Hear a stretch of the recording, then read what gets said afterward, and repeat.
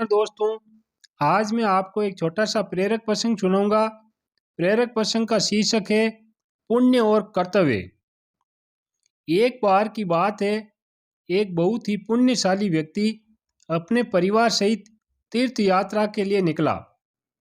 कई कोस दूर जाने के बाद पूरे परिवार को प्यास लगने लगी। ज्येष्ठ का महीना था, आसपास कहीं पानी नहीं दिखाई पड़ रहा था।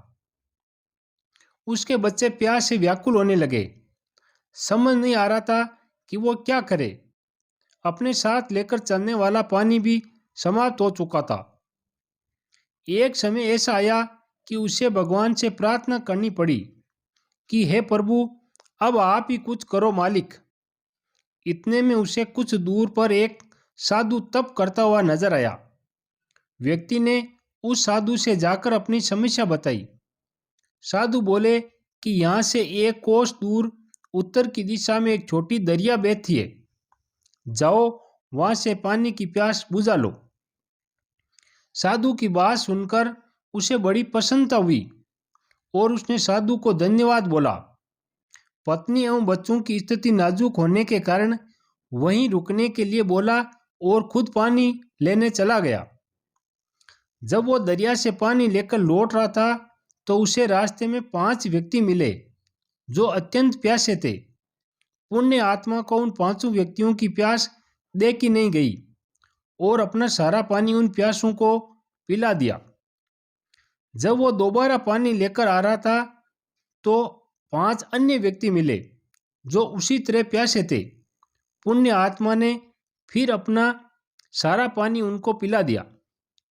यही घटना बार बार हो रही थी और काफी समय बीत जाने के बाद जब वो नहीं आया तो साधु उसकी तरफ चल पड़ा।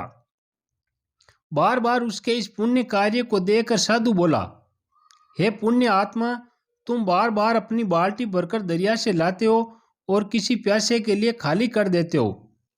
इससे तुम्हें क्या लाभ मिला? पुण्य आत्मा ने बोला, मुझे क्या मिला या क्या नहीं मिला इसके बारे में मैंने कभी नहीं सोचा, पर मैंने अपना स्वार्थ छोड़कर अपना धर्म निभाया। साधु बोले, ऐसे धर्म निभाने से क्या फायदा जब तुम्हारे अपने बच्चे और परिवार ही जीवित ना बचे। तुम अपना धर्म ऐसे भी निभा सकते थे जैसे मैंने निभाया। पुण्य आत्मा ने पूछा, कैसे महाराज? साधु बोले, मैंने तुम्हें दरिया से पानी लाकर देने की बजाय दरिया का रास्ता ही बता दिया। तुम्हें भी उन सभी प्यासों को दरिया का रास्ता बता देना चाहिए था ताकि तुम्हारी भी प्यास मिट जाए और अन्य प्यासे लोगों की भी। फिर किसी को अपनी बाल्टी खाली करने की जरूरत ही नहीं।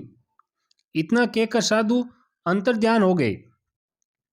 पुण्य आत्मा को सब कुछ समझ में आ गया कि अपना पुण्य खाली कर दूसरों को देने की बजाय दूसरों को भी पुण्य अर्जित करने का रास्ता या विधि बताएं। इस कहानी से हमें यह शिक्षा मिलती है कि प्रिय आत्मीयजनों, ये तत्व ज्ञान है। अगर किसी के बारे में अच्छा सोचना है तो उसे परमात्मा से जोड़ दो ताकि उसे हमेशा के लिए लाभ मिले।